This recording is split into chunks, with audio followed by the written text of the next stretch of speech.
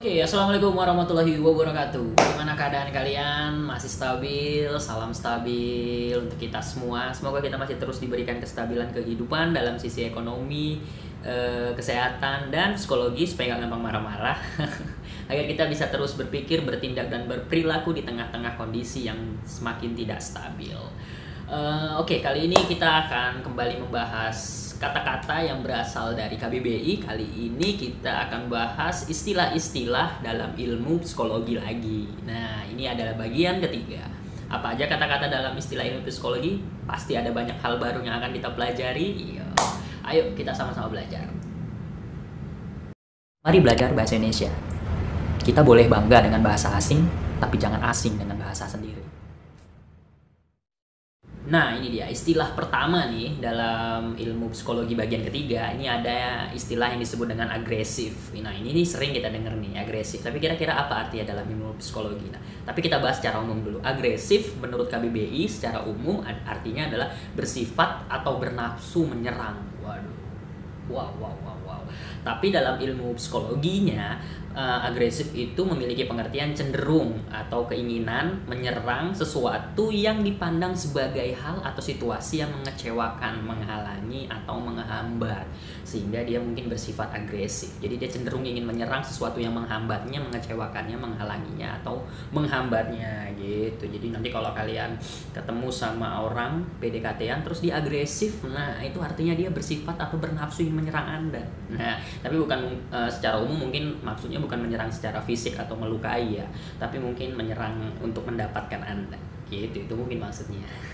Sekali lagi dalam ilmu psikologinya, agresif memiliki pengertian cenderung nih, ingin menyerang sesuatu yang dipandang sebagai hal atau situasi yang mengecewakannya, menghalanginya, atau menghambatnya. Nah, itu arti agresif dalam ilmu psikologi yang ada di KBBI. Semoga bermanfaat untuk kita semua. Ya, istilah selanjutnya dalam ilmu psikologi yang ada di KBBI ada yang disebut dengan agrizofobia. Nah, fobia ini artinya adalah fobia terhadap hewan buas. Pertanyaannya adalah siapa yang tidak? Gitu. Nggak ada orang yang nggak takut sama hewan buas kayaknya. Kayak kita semua memiliki ketakutan sama hewan buas. Jadi kita tuh sebenarnya memiliki agrizofobia gitu. Jadi kita takut sama hewan buas, ketakutan terhadap hewan buas, fobia terhadap hewan buas gitu. Ya serebel-rebelnya Panji sang petualang juga kalau ketemu harimau ngeri juga, dia mungkin bisa menaklukkan ular buas ya. Tapi kan kalau harimau, singa, beruang kutub positif, kutub negatif kan enggak maksudnya gitu. Saya semua orang punya lah pasti ketakutannya sama hewan buas, apalagi hewan buas gitu. Apalagi sama pria-pria buas. Wah, itu dia. Sekali lagi, agrizofobia artinya adalah fobia terhadap hewan buas. Semoga bermanfaat.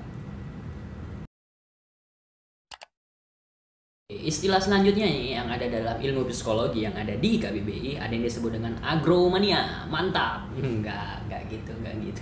Nah, agromania ini artinya adalah maniak terhadap segala hal yang berkaitan dengan pertanian gitu. Jadi kalau kalian ngelihat nanti ada orang yang tengah malam masih nyangkol padi gitu, nanam biji sawi, padi gitu, pokoknya orang-orang yang mania terhadap segala sesuatu yang terkait dengan pertanian, nah itu disebutnya dengan agromania gitu. Apakah itu untuk hal yang positif?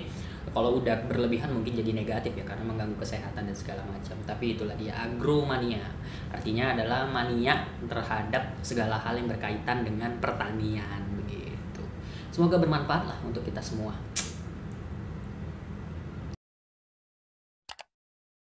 Ya, istilah selanjutnya nih yang berasal dari ilmu psikologi yang ada di KBBI ada yang disebut dengan ahilognosia. Ahilognosia ini artinya dalam KBBI, dalam ilmu psikologinya adalah gangguan yang menimbulkan kesulitan dalam membedakan ukuran fisik seperti berat, kepadatan, atau tekstur sebagai dengan indera perabanya. Jadi kayak dia nggak bisa melihat membedakan ukuran fisik melalui indera perabanya ya, atau tekstur ya melalui indera peraba.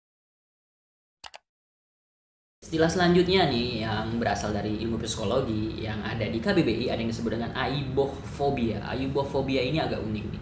Dia adalah fobia terhadap palindrom. Nah, palindrom itu artinya adalah kata, rangkaian kata, atau bilangan yang terbaca sama, baik dari depan maupun dari belakang. Contohnya kayak kodok, K-nya kan sama tuh, ko sama ok gitu kan, kodok gitu, radar, radar, ra sama ar gitu ya, taat, nah kan sama T belakangnya gitu. Jadi kayak kata atau rangkaian kata atau bilangan yang terbaca sama gitu, baik dari depan maupun dari belakang gitu. Contohnya tadi kayak kodok, radar, taat gitu. Aneh juga ya ada orang yang fobia terhadap terhadap kata gitu, kata atau rangkaian kata gitu. Jadi dia semacam semacam fobia terhadap apa ya, linguistik gitu ya, sastra atau segala macam. Tapi ya mungkin ada ya. Sekali lagi, aibohfobia itu artinya adalah fobia terhadap palindrom gitu. Semoga bermanfaat untuk kita semua. Ini dia istilah selanjutnya yang berasal dari ilmu psikologi yang ada di KBBI, ada yang disebut dengan aikmofobia. Aikmofobia ini dalam KBBI artinya adalah fobia terhadap jarum atau benda yang berujung tajam gitu. Jadi dia mungkin takut sama pisau, terus mulut tetangga. Karena tajam ya kan. Gitu. Jadi aikmofobia ini adalah fobia terhadap jarum atau benda yang berujung tajam gitu. Jadi dia semacam punya trauma mungkin dengan benda-benda tajam itu. Jadi kalau ngelihat jarum dia tidak gitu, takut dia. Jadi ya kita hargailah fobia-fobia ini. Mungkin agak sedikit unik sih, tapi seru kan akhirnya. Artinya kita udah bisa paham ada fobia-fobia seperti ini. Sekali lagi, aikmofobia dalam ilmu psikologi artinya adalah fobia terhadap jarum atau benda yang berujung tajam. Semoga bermanfaat untuk kita semua. Ini dia selanjutnya istilah yang berasal dari ilmu psikologi yang ada di KBBI, ada yang disebut dengan ailurofilia. Ailurofilia ini artinya adalah perasaan sayang yang berlebihan terhadap kucing gitu. Jadi kayak berlebihan gitu. Ingat, segala sesuatu yang berlebihan itu nggak bagus, apalagi sayang terhadap kucing. Aneh gitu ya. Ya aneh juga sih. Mungkin ya sampai ada yang mungkin yang menikahi kucingnya atau melakukan hal-hal yang aneh-aneh dengan kucingnya karena dia merasa sayang, atau ketika kucingnya terjadi sesuatu terhadap kucingnya dia sedih yang mendalam sekali. Jadi ya sedih yang mendalam lah gitu ya, melebihi sedih-sedih yang biasa gitu. Ya mungkin ada orang-orang seperti ini, kita nggak tahu, dan ini terangkum dalam ilmu psikologi yang ada di KBBI gitu. Sekali lagi, ailurofilia, bahaya sekali. Ailurofilia artinya adalah perasaan sayang yang berlebihan terhadap kucing. Semoga bermanfaat untuk kita semua. Nah, kalau tadi ailurofilia itu perasaan yang sayang berlebihan terhadap kucing, kali ini ada ailurofobia. Nah, ini fobianya. Jadi fobia terhadap kucing. Jadi kalau tadi sayang berlebihan terhadap kucing, filianya, yang fobianya ini ailurofobia artinya adalah fobia terhadap kucing. Jadi dia takut sama kucing gitu. Jadi setiap dia ngelihat kucing dia kabur atau teriak-teriak saking takutnya. Itu fobia itu kan takut yang berlebihan gitu, takut, pokoknya fobia takut gitu. Jadi sekali lagi, ailurofobia artinya adalah fobia terhadap kucing. Semoga bermanfaat untuk kita semua. Istilah selanjutnya nih yang berasal dari ilmu psikologi yang ada di KBBI, ada istilah yang disebut dengan akatalepsia. Akatalepsia ini dalam KBBI artinya adalah keterbatasan daya tangkap, atau kata lainnya adalah kedunguan gitu. Jadi untuk orang-orang yang mungkin lumayan susah untuk menangkap misalnya pelajaran atau kata-kata atau segala macam hal yang menyebabkan dia wawasannya atau ya keterbatasannya lah pokoknya dalam hal menangkap pelajaran dan segala macam hal yang disampaikan kepada dia, itu istilahnya adalah dalam ilmu psikologinya adalah akatalepsia gitu. Sekali lagi, akatalepsia dalam ilmu psikologi artinya adalah keterbatasan daya penangkapan dalam artian kedunguan gitu. Itu dalam KBBI artinya. Semoga bermanfaat untuk kita semua. Oke, ini istilah selanjutnya nih dalam ilmu psikologi ada yang disebut dengan akinesia. Akinesia ini dalam KBBI artinya adalah penurunan aktivitas gerak tubuh normal akibat cedera pada area motor tambahan gitu. Jadi mungkin dari sendi-sendinya atau ya pokoknya otot-otot badannya mengalami penurunan aktivitas gerak tubuh normal, mungkin akibat cedera pada area motor tambahannya. Nah itu disebut dengan ilmu psikologinya menyebutnya dengan akinesia. Gitu. Wah, tambah wawasan. Sekali lagi, akinesia dalam ilmu psikologi yang ada di KBBI artinya adalah penurunan aktivitas gerak tubuh normal akibat cedera pada area motor tambahan. Gitu. Semoga bermanfaat untuk kita semua. Oke, ini dia istilah selanjutnya dalam ilmu psikologi yang ada di KBBI, ada yang disebut dengan akrofobia. Akrofobia ini dalam KBBI artinya adalah ketakutan atau fobia terhadap tempat yang tinggi. Oh gitu ya, saya juga mengalami ini sih. Jadi kalau di tempat tinggi itu kayak gamang gitu, kayak ngeri-ngeri gitu, takut gitu.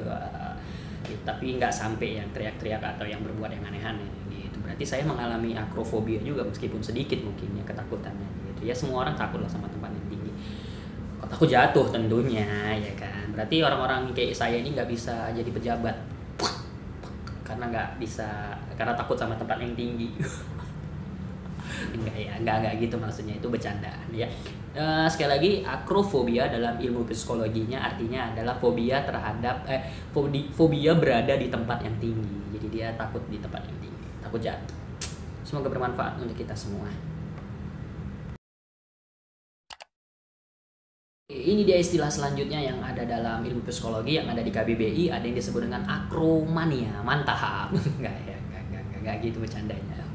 Ya, sekali lagi, akromania ini dalam ilmu psikologi artinya adalah kesukaan yang sangat berlebihan nih, sangat berlebihannya dalam menciptakan akronim. Nah, akronim itu kata lainnya kayak singkatan gitu. Nah, dalam ilmu linguistiknya akronim itu artinya adalah kependekan yang berupa gabungan huruf atau suku kata atau bagian lain yang ditulis dan dilafalkan sebagai kata yang wajar. Contoh misalnya ponsel. Ponsel itu sebenarnya ada singkatan akronim dari telepon seluler. Nah, itu sembako juga. Sembako itu akronim dari 9 bahan pokok dan pokoknya gitu-gitulah ya. Pokoknya singkatan-singkatan. Nah, itu dia. Kayaknya Indonesia kebanyakan ininya singkatannya ya, akronimnya ya. Kayaknya suka, orang-orang Indonesia tuh suka sama akronim, tapi kayaknya nggak suka berlebihan gitu, biasa aja. Jadi nggak sampai tergolong ke akromania. Sekali lagi, akromania dalam istilah ilmu psikologinya dalam KBBI artinya adalah kesukaan yang sangat berlebihan dalam menciptakan akronim gitu. Jadi semuanya disingkat-singkat sama dia. Anak-anak alay ini biasanya yang suka sekali. Semoga bermanfaat untuk kita semua. Oke, nah itu aja tadi kira-kira pembahasan kita mengenai istilah-istilah dalam ilmu psikologi yang ada di KBBI. Wah, menambah ilmu baru, ada banyak fobia-fobia unik juga yang akhirnya kita temui, ada juga banyak kecintaan-kecintaan secara berlebihan, kesukaan-kesukaan secara berlebihan yang berasal dari ilmu psikologi yang akhirnya kita tahu dan akhirnya saya tahu dan saya sampaikan. Semoga itu juga bisa menambah wawasan serta memberikan informasi yang bermanfaat untuk kalian semua gitu. Ya itu tadilah, kayaknya udah cukup lah ya akhir kata dari saya. Semoga kita masih terus diberikan kestabilan kehidupan dalam sisi ekonomi, yaitu pasti kesehatan, pasti sangat, semoga kita sehat terus dan kestabilan ekonomi dan kesehatan kita serta psikologi kita supaya kita nggak gampang marah-marah. Ayo kita bahagia sama-sama dan agar kita semua bisa menjalani hidup, agar kita terus bisa berpikir, bertindak dan berperilaku yang stabil di tengah-tengah kondisi yang semakin tidak stabil gitu. Saya mohon maaf kalau misalnya ada penyampaian yang mungkin salah-salah, bercandaan yang kurang etis, enggak ya. Ya itu lah, semoga kita semua bisa berpikir jernih dan terus bisa berpikir stabil supaya kita gak gampang marah. Itu aja dari saya. Nah, jika kalian juga merasa channel dan konten saya memberikan manfaat serta tambahan informasi serta memberikan wawasan yang bermanfaat untuk kalian, bisa kalian klik tombol berlangganan atau bahasa kerennya subscribe.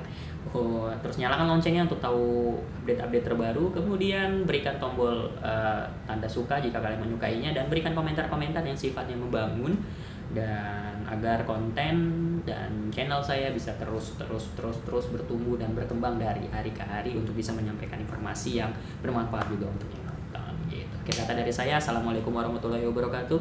Salam stabil untuk kita semua. Stabil.